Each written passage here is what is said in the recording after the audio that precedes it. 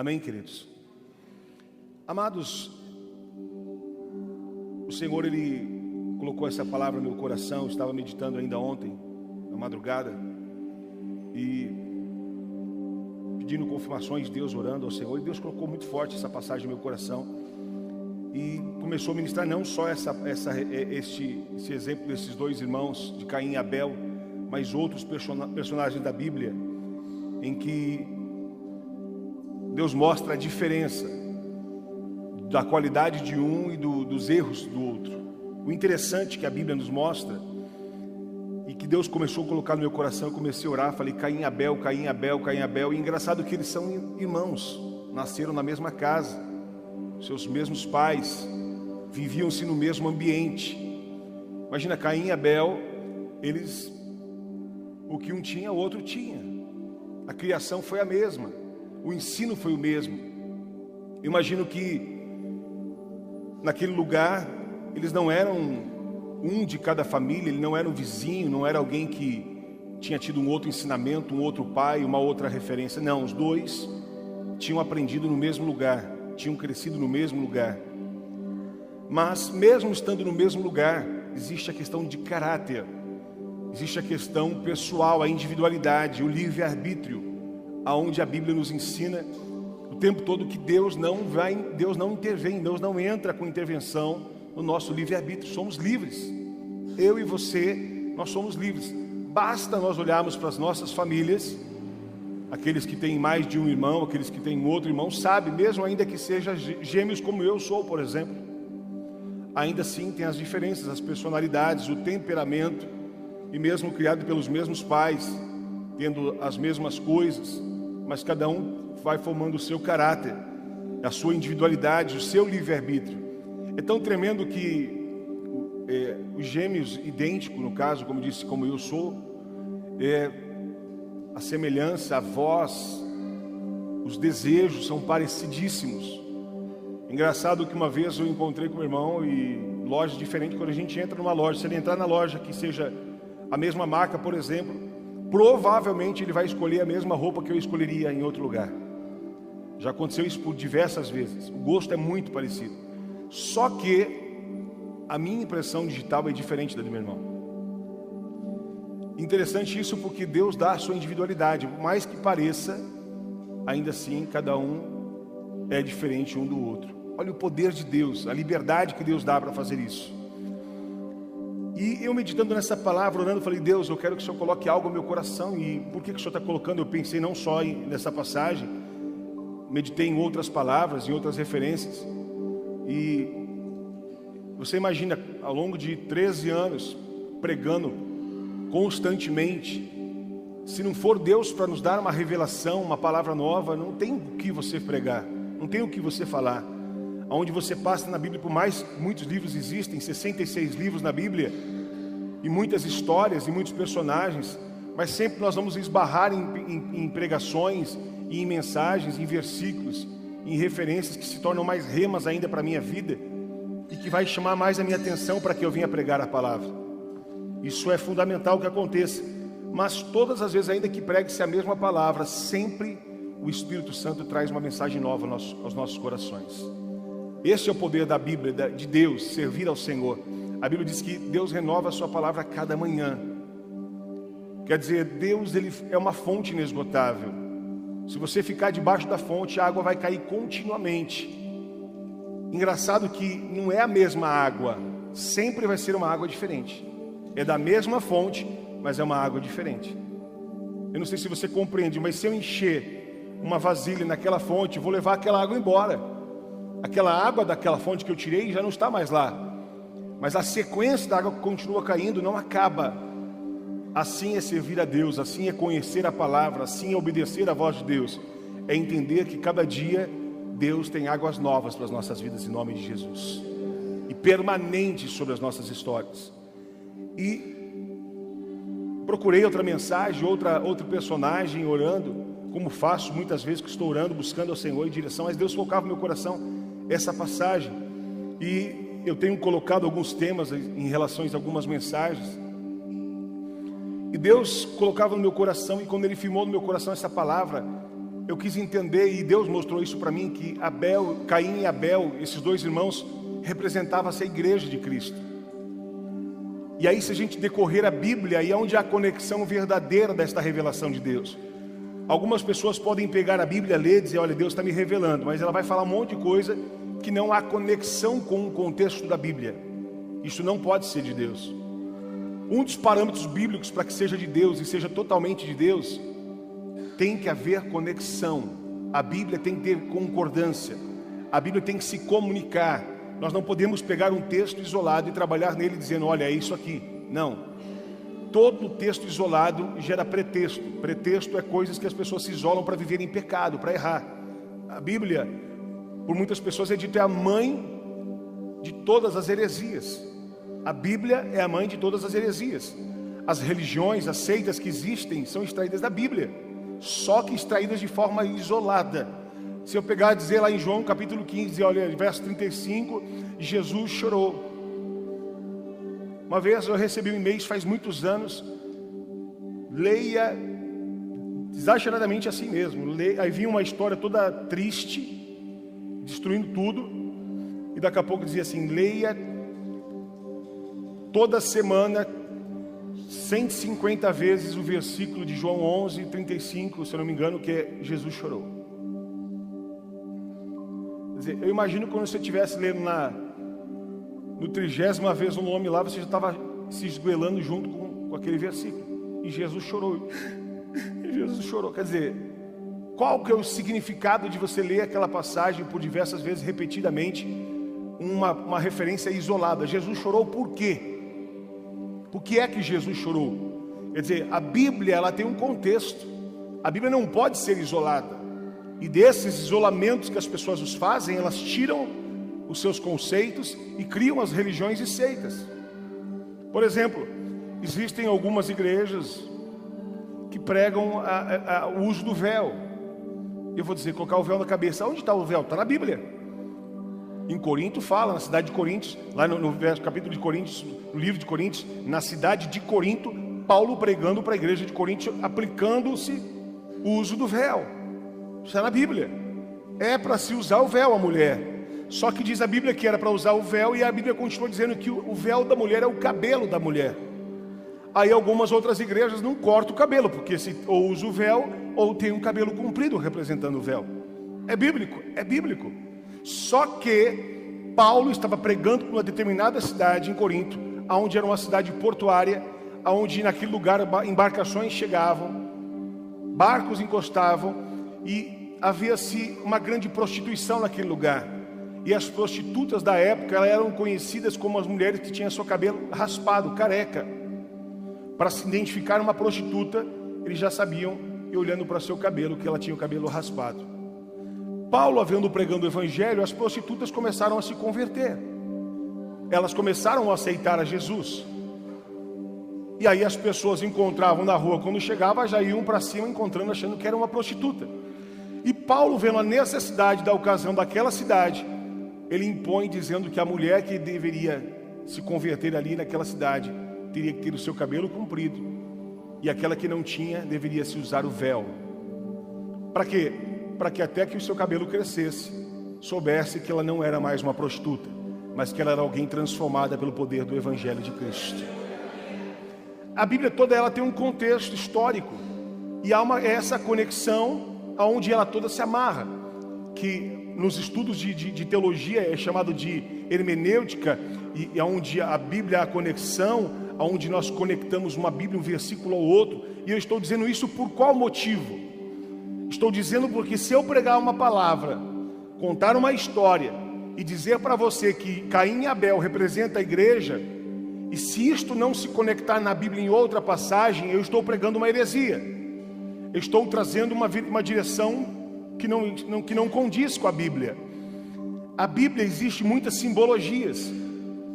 Os símbolos foram extraídos da Bíblia. Aí nós encontramos o que? O cigano, falando de símbolos. Nós encontramos a numerologia, pessoas que andam pelo número. Nós falamos da astrologia, pessoas que conduzem pelo astro. Aí isto vem a astrologia, quando algumas pessoas falam de que signo que você é. eu nasci no mês de maio, eu nasci no mês de abril, eu nasci no mês de junho, eu nasci no mês de julho. Aí a partir do dia tal do mês de julho, vem de Câncer para Leão. Eu estou dizendo porque com profundidade, porque quando eu não conhecia Jesus, eu era de Leão, e hoje que eu conheço de Jesus, eu sou de Leão, da tribo de Judá. Essa é a diferença. Agora escute o que eu estou dizendo isso. As pessoas, elas são tão vulneráveis que qualquer informação que chega para ela, ela se entrega. Você vai perguntar: que signo que você é? Vamos lá ler o signo. A cor verde hoje vai dar sorte. E as pessoas vão abraçando, porque o que elas querem é ser abençoadas, não importa como. Mas o que é signo? Da onde veio o signo? O signo vem dos astros, das estrelas. Nós somos conduzidos pelas estrelas. Nós somos conduzidos pela estrela maior, chamada Jesus Cristo de Nazaré, a luz do mundo, por Ele. Então, crente, cristão, servo de Deus, não tem signo. Se alguém te perguntar qual que é o signo seu, você vai falar: meu signo é de Jesus. Porque você não é conduzido por astros, você não é conduzido por aquilo. Porque o signo chinês e o signo japonês, esqueça isso. Mas a Bíblia, muitas vezes Deus usa por parábolas, dando exemplos, mas tudo isso se conectando à palavra, e você vai entender o que eu estou dizendo. Por exemplo, Jesus dizendo: o evangelho é como um homem que saiu a semear. O reino de Deus é semelhante a um semeador. Aí Ele usa esse exemplo. Deus usa essa maneira para que você meio que lúdico de você imaginar um semeador, como é que ele faz. E aí Deus aponta para o reino de Deus. E aí você vai entender que esta conexão que Jesus prega por parábolas está toda amarrada na Bíblia, e que não tem como isolar isso. De que forma, por exemplo? A Bíblia diz que a palavra de Deus é a semente, a boa semente. E Deus diz que que o reino de Deus é semelhante a um semeador. Quer dizer, há uma ligação hermenêutica, exegética, que conecte a Bíblia e que faz ela de verdade ser um todo, confirmando aquilo que é. Quem são os semeadores? São aqueles que levam a palavra de Deus. Perceba, aí Jesus diz uma outra parábola, dizendo o seguinte: que existe uma casa, que fala-se do construtor, e aquele que obedece a Deus é como um construtor que edifica a sua casa na rocha. E aquele que então vive tolamente é aquele que edifica a sua casa na areia, porque vindo os ventos, as tempestades. Aí Deus liga-se à conexão bíblica, que não isenta nem crente e nem ímpio de que os problemas virão. Aqui está: nem crente, nem servo de Deus, nem qualquer um, haverá diferença. E virão os ventos, e virão os rios, e virão as tempestades, e virão as provações, e darão com ímpeto contra aquela casa. E a casa que está firmada na rocha não cairá, porque está firmada na rocha. Mas a casa que está firmada na areia, perceba, também é uma casa, ela não subsistirá e ela cairá. Aí Deus mostra, então, falando-se de duas, da igreja, daquele que está firmado em Cristo e daquele que não está firmado em Cristo. Deus nos mostra esses dois tipos de pessoas. Aí a Bíblia continua dizendo que a casa que está na rocha é a casa que não cai. Aí outra referência bíblica diz que Jesus é a rocha. Perceba como a Bíblia, enquanto Jesus prega uma parábola, uma conexão, ou um exemplo, ou ele faz uma analogia, ou ele traz uma ilustração, tudo isso aponta para a Bíblia. Aí a Bíblia diz: quem é a rocha? A rocha é aquele que é rejeitado por muitos. Quem é rejeitado? Jesus foi rejeitado pela igreja. A Bíblia diz que ele veio para os seus, mas os seus não os receberam. Quer dizer, Jesus veio para os judeus, mas os judeus até hoje estão aguardando o Messias. Aí a Bíblia diz: quem é esta rocha? Aí a Bíblia diz que Davi pega uma pedra e lança na fonte e derruba o gigante. Que pedra é essa? Essa pedra chama-se Jesus Cristo, que derruba todos os gigantes da nossa vida. A Bíblia diz que a rocha é considerada a pedra de esquina, onde todos engenheiros as conhecem. O que é isso? Qualquer construtor sabe. que para edificar uma casa ou um prédio precisa encontrar rocha, e há uma expressão de deu rocha. O que significa isso? Quando a pessoa está escavando, batendo estaca, ela precisa encontrar uma rocha, porque se não encontrar, amanhã depois aquela casa vai começar a entortar até que ela venha cair, porque não está firme, ela está firmada na areia. A Bíblia se conecta de novo e mostra que a rocha é Jesus Cristo. Perceba que a Bíblia no todo há esta conexão. Então não adianta eu pegar um versículo, uma passagem e dizer: Deus falou no meu coração, olha, essa simbologia disso quer dizer isso. Se isso não se conectar com o contexto todo bíblico, não tem nada bíblico nisso, e não tem nem revelação nisso. Mas quando Deus ele diz no meu espírito, aqui não está escrito que Caim e Abel representam a igreja, mas se eu e você apontarmos para toda a Bíblia, nós vamos enxergar Deus dizendo a respeito de dois caminhos. Nós vamos ver Deus falando das 5 noivas loucas e das 5 noivas loucas e as 5 noivas prudentes. 2 igrejas. Nós vamos apontar dizendo na cruz do Calvário há um bandido à direita e há um outro bandido à esquerda, as 2 noivas. Nós vamos apontar para o Evangelho os 2 caminhos, os 2 destinos, as 2 intenções, as 2 escolhas, as 2 decisões, os 2 pensamentos. Quer dizer, é nós quem escolhemos para onde queremos seguir. Aprendendo-se no mesmo ambiente, crescendo-se no mesmo lugar, ouvindo as mesmas mensagens, há o povo chamado multidão e há o povo chamado-se discípulo. E no mesmo ambiente nós encontramos o povo que vive milagres, onde Jesus estava, e o povo que não era curado. A Bíblia nos aponta de forma clara, e há esta conexão que não tem como impedir de dizer: não, pastor, isso que o senhor está pregando é heresia, não está dizendo que Caim e Abel era igreja, mas porque tudo que está na Bíblia aponta-se para Jesus. Tudo que fala-se da Bíblia se fala-se de Jesus. Quando no Antigo Testamento estava-se Deus se revelando ao homem, preste atenção, Deus estava se revelando ao homem. O homem não conhecia Deus e Deus precisava se revelar ao homem. E a Bíblia, para que havia revelação de Deus, Deus tinha que se revelar de maneira muito sutil, porque o homem não suporta a glória de Deus, porque o homem tem pecado e Deus é santo. Todo o tempo em que Deus vai se encontrar com o homem, ele se encontra de forma que eles não podem olhar para a face de Deus, porque o homem não suportaria. Lembra-se quando Moisés subiu para encontrar com Deus, ele desceu com o seu rosto brilhando de glória, a ponto de ter que colocar um pano no seu rosto, porque só ter um encontro com Deus, quando ele desce, a sua vida agora está iluminando, as pessoas não conseguiam olhar para a sua face. Escute uma coisa: quanto mais Deus você buscar, mais luz de Deus você terá, mais presença de Deus você terá. E quem tem luz e ofusca, incomoda as trevas. Imagina-se que no ambiente escuro chega alguém iluminado, todo mundo vai dizer: lá vai alguém se achando diferente, lá vai alguém pregando uma nova pregação, lá vai alguém falando uma outra coisa. Ele pensa que ele é o melhor, porque quando você está vivendo o Evangelho, você se torna inimigo das pessoas, porque você tem uma luz diferente, você tem uma luz própria que vem do trono de Deus, onde a glória de Deus se manifesta. Entenda que quando as pessoas olham para você, elas bebem, você não bebe, elas se prostituem, você não se prostitui, elas erram e você não erra. Por quê? Porque a luz de Deus está sobre a sua vida.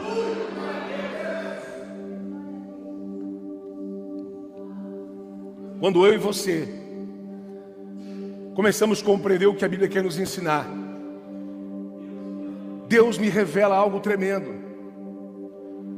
Deus nos mostra que Caim e Abel foram levar sacrifícios ao Senhor. Os dois, ambos, foram levar do seu sacrifício e entregar no altar a sua oferta. E a Bíblia diz que Caim levou a oferta do trabalho, porque ele trabalhava lavrando a terra. Do fruto do seu trabalho ele levou para Deus, e Deus não aceitou. E Abel levou do fruto do seu trabalho. Abel ele apacentava ovelhas, e ele levou então das primícias das suas ovelhas para o altar de Deus. E a Bíblia diz que Deus se agradou da sua oferta. Caim ficou indignado com isso, Caim ficou irado. E o Senhor vai o questionando, perguntando: mas por que você está assim, Caim? Na verdade, Deus estava o tratando porque Deus já o conhecia e sondava o coração. 1 Samuel capítulo 16 diz que o homem olha para a aparência, mas Deus olha para o coração do homem. Perceba que os dois estavam levando sacrifícios, mas Deus sabia a intenção do coração daqueles dois. Os dois estavam apresentando a Deus fruto do seu trabalho, mas Deus estava vendo de verdade qual era a intenção do coração de cada um deles. Preste atenção. Abel oferece das suas ovelhas. Há uma vertente da pregação teológica, de estudos, que diz que Deus não aceitou a oferta de Caim, porque a oferta de Caim era fruto da terra, e fruto da terra não tem derramamento de sangue. E Abel ofereceu das ovelhas, as primícias. E ovelha fala-se de sacrifício, de sangue, justamente do Cordeiro de Deus. Só que aqui não está o pecado na oferta. É claro isso, porque a conexão bíblica nos mostra lá na frente que não era exatamente nada disso, em que Deus estava questionando. Porque se Caim trabalha com agricultura, ele não podia oferecer outras coisas para Deus. Deus estava aguardando eles entregar o fruto do seu trabalho, o seu sacrifício. Mas essa vertente diz que ele não recebeu porque não tinha derramamento de sangue. Por que derramamento de sangue, pastor? Porque a Bíblia diz que só haverá remissão dos pecados através de derramamento de sangues. Quer dizer que apontava-se para Cristo. Isto era verdade, isto é bíblico. Mas entenda que o significado do pecado aqui não está nisso. E a Bíblia nos mostra e relata isso de uma forma muito clara. De que forma? A Bíblia diz que Abel entrega ao Senhor o sacrifício pela fé e agrada a Deus. Abel entrega ao Senhor o seu sacrifício pela fé, aonde agrada ao Senhor. Mas Caim não, Caim entrega. E a Bíblia é muito enfática quando diz que Abel, ele pega das primícias das suas ovelhas. O que significa? Ele pegou a primeira. A primícia fala de primeiro, fala-se do melhor, fala-se de ir para Deus, não separar, não pensar, não cogitar, não dizer: olha, eu acho que eu vou dar isso, eu vou fazer isso. Não, não. A primícia fala-se de escolher: isso aqui é de Deus, eu não posso tocar, eu não toco nas coisas de Deus, eu não mexo nas coisas de Deus. O que é de Deus e é para a glória de Deus. Olha isso, queridos, a Bíblia nos mostra que então ele entrega e o Senhor o recebe.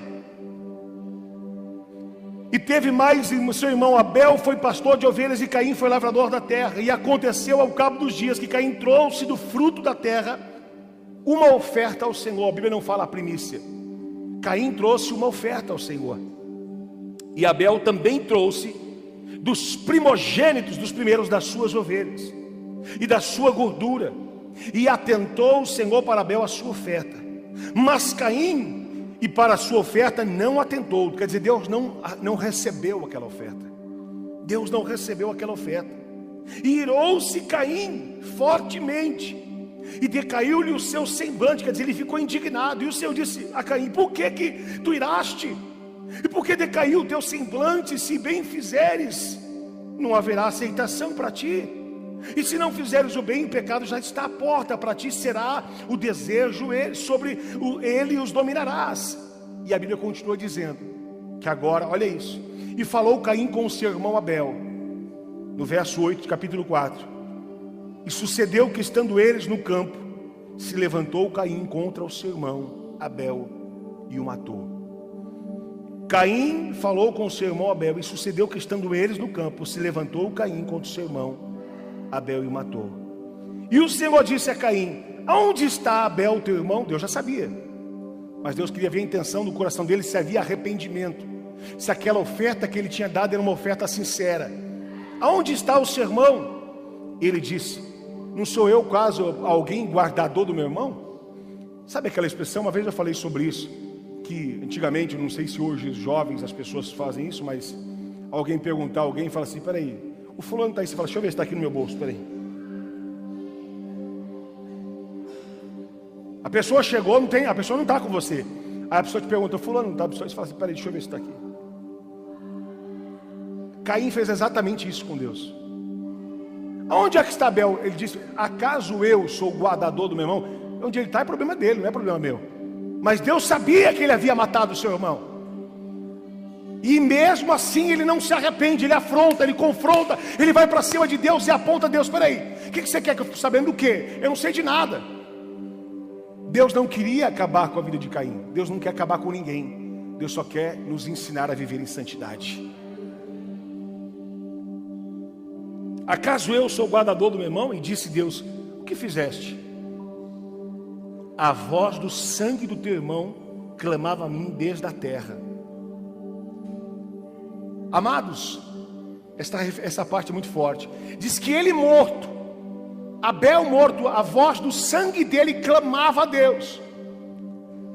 Onde algumas pessoas poderiam isolar e dizer: olha aqui, como espiritismo, como reencarnação, como é que ele gritava? Não. Deus me lembra e liga e conecta essa revelação que o sangue de Abel clamava ao Senhor morto. E o Senhor disse para mim: lembra que em João 11, quando eu então vou profetizar e vou entrar, quando eu entro em Betânia, onde está Marta e Maria, e Lázaro está morto, e simplesmente Deus faz uma coisa. Quando ele chega lá, Marta e Maria dizem: Senhor, já é tarde demais. Senhor, está muito tarde. Quantos estão entendendo o que Deus está falando? Diga amém. Senhor, está muito tarde.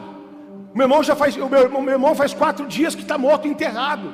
Jesus disse: mostra onde estás. Não é Senhor, eu sei que ele vai ressuscitar nos últimos dias. E Jesus disse: escute, olhe para mim. Jesus disse para eles: vocês não estão entendendo, eu sou a ressurreição e a vida. Olha a revelação. E olha o que Jesus disse: mas quem crer em mim, mesmo que esteja morto, viverá. Amados, como pode alguém morto crer? Jesus diz: mesmo que alguém crê em mim, mesmo que esteja morto, viverá. Tem gente que morreu na fé, que morto, a sua fé de quem é mais do que quem está vivo. Marta e Maria não cria. Marta e Maria já não acreditavam de Jesus. Chegou tarde, perdeu seu tempo. É muito tarde, já deu. Meu irmão morreu, faz morto. Está cheirando mal já. Quando eu mandei chamar o Senhor não apareceu. Quando eu mandei clamar o Senhor não veio. O Senhor veio depois de 4 dias. O Senhor perdeu o seu tempo. Jesus disse: se fosse por vocês e pela fé de vocês, é o que ele estava dizendo, eu tinha perdido meu tempo.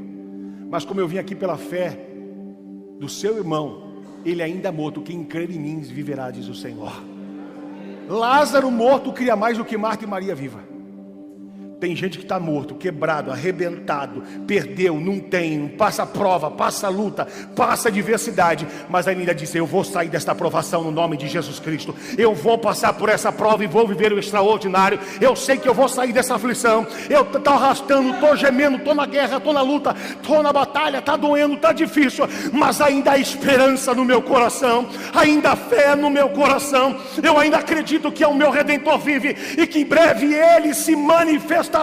Se você que está aqui tem problemas e tem provas, acredite, talvez já cheira mal, mas o Senhor diz: eu venho na hora certa, eu venho no momento certo. Se você creres, verás a glória de Deus, diz o Senhor dos Exércitos. Aleluia!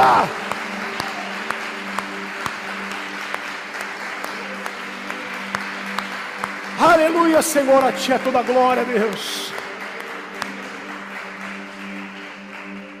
O pior não está em Deus não aceitar,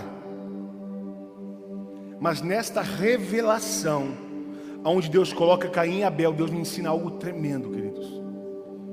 E me ensina, me repreende, me corrige e me motiva a eu acertar. Porque é isso que a Bíblia faz. A pregação não é feita para matar ninguém. A pregação é feita para levantar, para curar, para sarar. O que acontece com Caim? Deus o rejeita, o seu sacrifício. E ele se ira, a ponto de, irado, ir matar o seu irmão. Lança-se uma palavra para ele, boa, dizendo: olha, vamos ali no campo comigo. Como se fosse oferecer algo bom. Chega lá e mata o seu irmão. Deus manda dizer para você: cuidado. com pessoas que oferecem algo bom longe da presença do Senhor para você, nunca vai ser bom. Vai ser morte para você e para a minha vida. Coisas boas não estão longe de Deus. Coisas boas não estão longe da conexão da palavra e da ligação bíblica. Não, mas é um cara muito legal, mas é muito legal, minha amiga. Alguém que não tem a direção de Deus está te levando para a morte. Eu tenho uma coisa maravilhosa, vamos lá comigo, vamos sair ali, vamos ali fazer tal coisa, vamos resolver isso. Aí a pessoa, ela é atraída por uma proposta boa. Ouvir a coisa boa não significa que vai nos trazer bem. Preste atenção. Deus não aceita a oferta de Caim. Quem diz que Deus não aceitar a oferta, isto é ruim para nós. Não aceitar é sinônimo de repreensão. Não aceitar é dizer está errado. Não aceitar é dizer escute, tu pode melhorar. Não é o que eu queria. Só que muitas pessoas que representam a igreja só querem fazer coisas para se sentirem agradadas. Muitas pessoas só querem servir a Deus se o resultado for aquilo que ela espera. Há muitas pessoas não parando e não fazendo mais. Pode perceber, procura saber quem se afastou da igreja, procura saber quem saiu de igreja, procura saber quem se desviou do evangelho. Sempre a resposta vai ser, um resultado dela vai ser a frustração com o resultado que ela esperava. Eu fui embora porque ela não podia fazer isso. Quer dizer, não era o que eu esperava.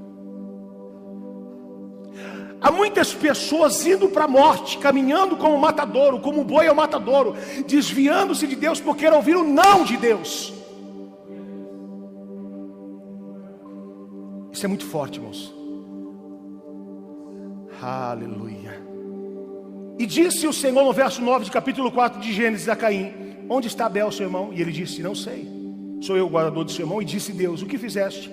A voz do sangue dele, do teu irmão, clama-me desde a terra. Quer dizer, ele tem fé, ele crê.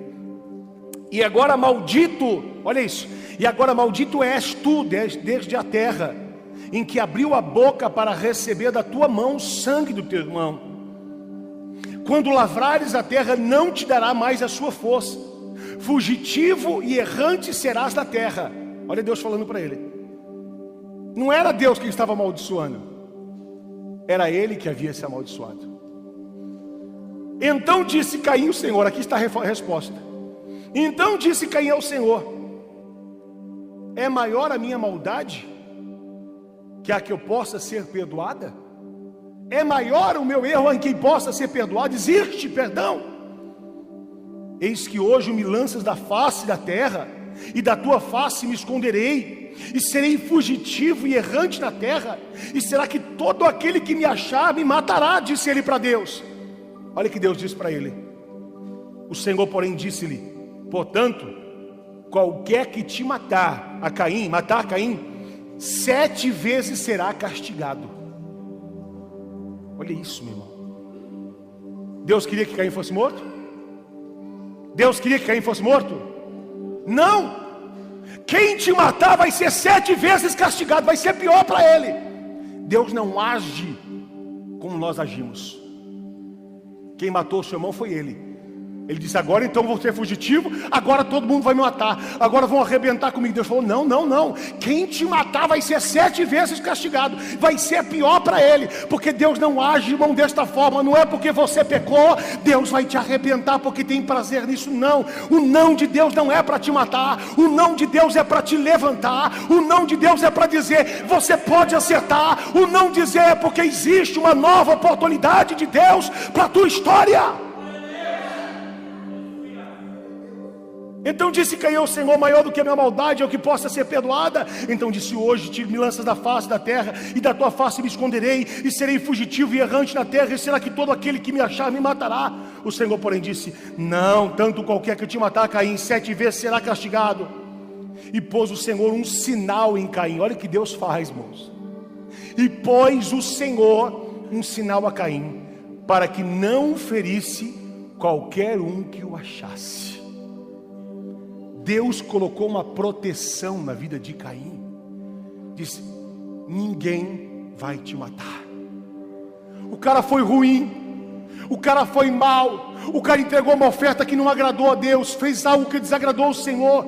Agora ele é amaldiçoado pelos seus atos. E quando Deus só fala para ele o que aconteceu daquilo que ele plantou, porque ele plantou morte. Quem matou o irmão dele? Ele plantou na terra onde havia plantação. Ele era alguém que trabalhava com a terra, e ele foi lá e levou o irmão dele para o próprio lugar, como se fosse oferecer algo bom, e mata o seu irmão, e acaba com a vida do seu irmão, por inveja do seu irmão. Mas ainda Deus o protege. Aquele que me achar matará o Senhor. Porém disse: não, qualquer que matar a Caim 7 vezes será castigado. Quer dizer, Deus diz: não vai matar nada. E pôs o Senhor o sinal a Caim, dizendo: não ferirás qualquer um que acharás este. E saiu Caim de diante da face do Senhor, preste atenção, e habitou na terra de Nod, da banda do oriente do Éden. E conheceu Caim a sua mulher, e ela conheceu e teve Enoque. E ele edificou uma cidade, e chamou o seu nome da cidade pelo nome do seu filho Enoque. Amados, Caim sai da presença de Deus. Deus não aceita a sua oferta. Deus não aceita o seu sacrifício. Ele se rebela, ele fica indignado. Por quê? Ele estava preocupado com o resultado. Afinal, preste atenção, eu entreguei minha oferta, eu fiz a minha parte. Sabe por que Deus não recebeu a oferta dele? Porque diz a Bíblia em Hebreus que a oferta de Abel foi pela fé, e de Caim já havia maldade no seu coração. Ele estava ofertando por intenções, para fingir ser alguém que amava a Deus. O que significa que na casa de Deus, a igreja escolhe quem quer ser. Deus não está preocupado no tamanho da sua oferta, no valor da sua oferta. Deus está preocupado na intenção do seu coração. Lembra-se quando a viúva chegou diante do altar do gasofilácio, e ela coloca uma moeda menor, e o Senhor disse: essa foi a maior oferta. E o Senhor o recebeu. Porque a oferta não é o valor, não é o tamanho, não é a proporção. Escute, as pessoas pensam que a bênção de Deus vem pela oferta. É como se uma compra: olha Deus, eu te entreguei isso, agora eu espero algo. Eu fiz isso, agora me dê de volta. Eu vim para a igreja, agora cadê o meu milagre na minha casa? Eu varri o chão, agora eu quero que o Senhor providencie lá. Quando você entrega a oferta para Deus, esperando troca e mostrando o que você é, Deus não aceita a sua oferta. Deus não aceita a minha oferta. Eu não estou aqui para mostrar para as pessoas, ou para fazer para as pessoas dizer: eu vim aqui entregar algo. Olha, eu dei uma casa, eu dei esse prédio para Deus. Eu vou dizer, Deus vai dizer: o problema é seu. Deus está intencionado no seu coração, naquilo que você quer fazer para a glória dEle, aquilo que agrada ao Senhor, aquilo que motiva o coração de Deus, aquilo que o Senhor fica feliz, é aquilo que Deus quer. O que Deus estava dizendo: escute, você não tem que entregar para mim o que você quer. Se você está ofertando, tem que ser o que eu quero, porque a oferta é para mim, e eu não quero qualquer coisa, e eu não quero de qualquer jeito, eu quero a intenção do seu coração. Eu vou dizer uma coisa: a minha filha estudava numa escola, a melhor escola de Guarulhos. Irmão, chegava lá no dia de pais, dos pais, das mães, aí chegava lá um presente lá, tudo confeccionado, pronto, caro, tinha que pagar depois. Eu dizia: mas peraí, não tinha graça. E um chinelo confeccionado pela escola, que custava um absurdo, depois tinha que pagar. Aí nós tiramos minha filha da escola, colocamos em outra escola. Hoje, quando criança ainda, ela e o Davi, os presentes são presentes muito mais simples, mas onde a escola não usa disso para poder cobrar, para fazer coisas, e que para mim tem muito mais valor, porque eu sei que foi ela que fez. Às vezes a mão dela com a tinta no papel, num quadro, representa muito mais para mim do que algo confeccionado por uma escola rica. Quantos estão entendendo? Diga glória a Deus. Aí seu esposo vai lá e compra uma joia para você, mas no dia seguinte enfia a mão na sua cara. Aliás, primeiro enfia a mão na cara, depois compra a joia, para poder consertar o erro. O que é melhor, você ter uma joia ou ter paz na sua casa? A melhor joia, a melhor oferta não é aquela que a gente acha, é aquilo que aquela pessoa que vai receber que espera de nós.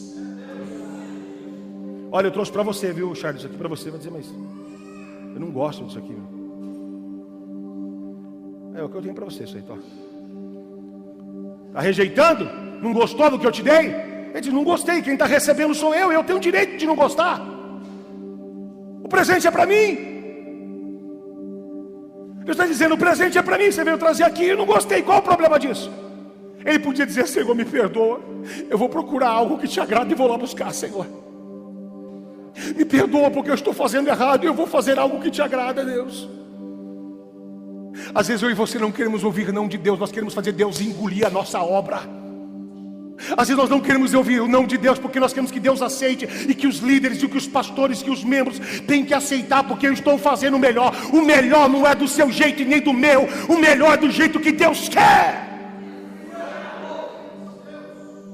Ah, meu irmão, mas quando a palavra de Deus vem, ela confronta ainda, e Caim fica indignado. Sabe o que ele fala? Já que não vai dar certo, não vai receber, eu vou matar Abel para ele aprender. Eu vou dizer, e a Bíblia diz que agora ele ficou com medo, Charles. Ele saiu correndo e ele falou, não, Deus, agora quer dizer que quem me pegar vai me matar. Deus falou, não, tu não está servindo um Deus que faz que nem você não. Você mata, mas eu dou vida.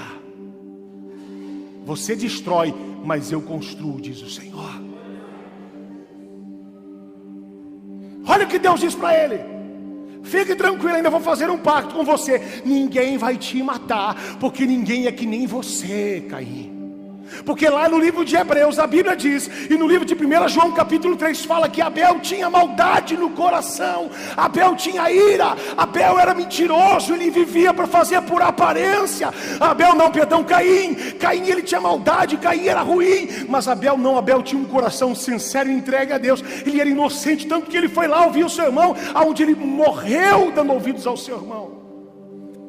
Preste atenção, a história continua e nos mostra que Caim, lá na frente, constrói uma cidade. Olha para o seu irmão e diga: Caim constrói uma cidade. Caim é o que fez a maldade, e Caim vai lá e constrói uma cidade. Tem um filho chamado Enoque, e dá o nome da cidade de Enoque, o seu filho. E Abel, pastor? Abel morreu, mas o sangue de Abel, morto, clamava ao Senhor. A fé de Abel, morto, era uma fé maior do que de Caim, vivo. Abel estabelece um reino, cria-se uma cidade, dá um nome à cidade. Só que Abel levanta-se uma cidade na terra, e Caim levanta-se uma cidade na terra, mas Abel ergue uma cidade nos céus. O destino da igreja está relacionado a onde está o nosso coração. A Bíblia diz: aonde está o nosso coração, aí está o nosso tesouro. Ele estabelece uma casa, uma cidade, e dá um nome para ela: aonde a traça, o ferrugem, o ladrão rouba, corrói, destrói, se perde. Mas Abel não. Abel, ele entende que servir a Deus é se preocupar com uma cidade celestial.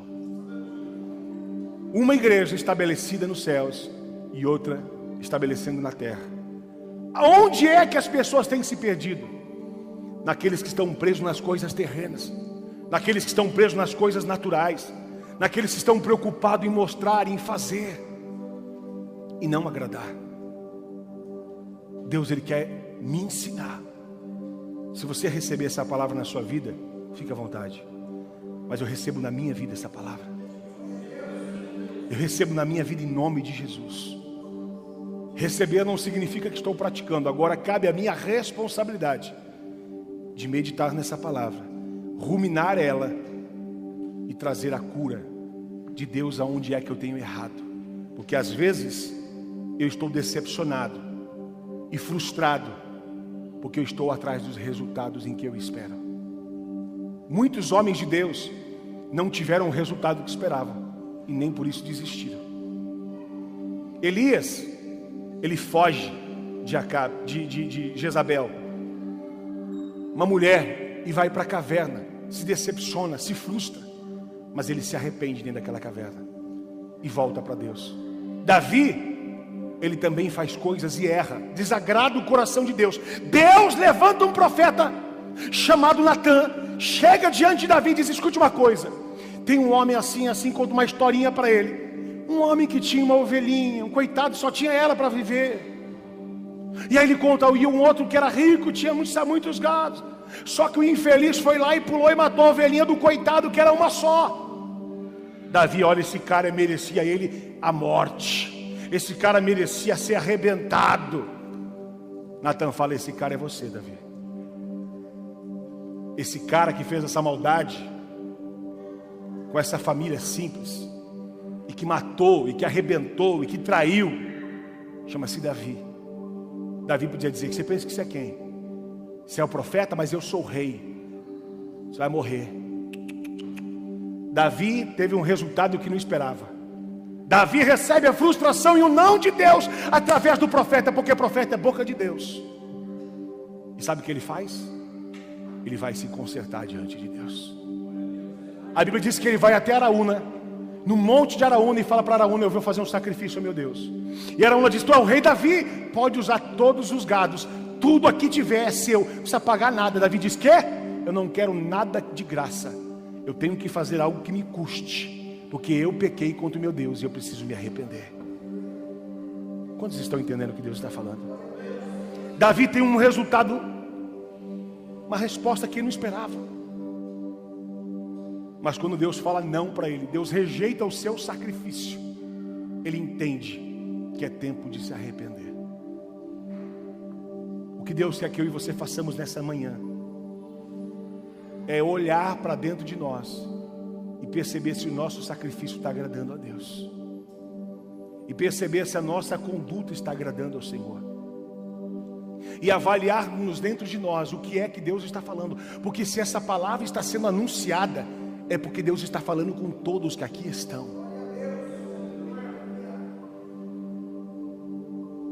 Às vezes, eu vou encerrar, a gente pensa que está no mesmo ambiente, na mesma atmosfera, todos vão viver o mesmo milagre. Eu participei de um culto, pastor, você precisa ver que unção, meu Deus, extraordinário. O culto é terrível, a glória de Deus é sensacional. Meu Deus, que ambiente maravilhoso, a atmosfera, você vê milagre fluindo para tudo que é lugar. É paralítico andando, é cego enxergando, é mudo falando. Deus vai dizer: legal.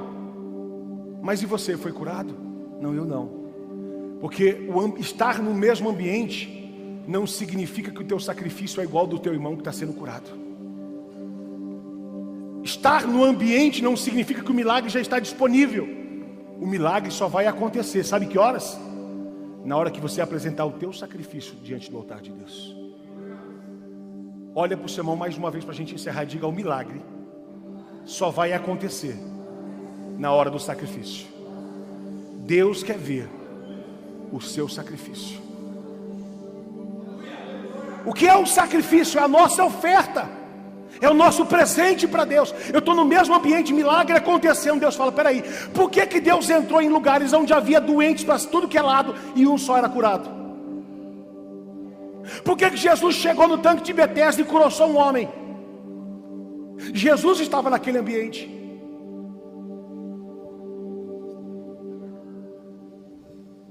Jesus estava naquele ambiente. Aí alguém diz: onde Jesus está, tudo pode acontecer. Tudo pode acontecer em qualquer lugar. Pode acontecer um desastre, pode acontecer uma morte, pode acontecer uma vitória. Não é onde Jesus está. Esse tudo pode acontecer. Alguém dizer: onde Jesus está, milagre vai acontecer. Milagre não acontece onde Jesus está. Milagre acontece quem se obedece aqui à voz de Jesus Cristo. Jesus estava na cruz, à direita havia um bandido e à esquerda havia outro. Os dois foram livres? Não.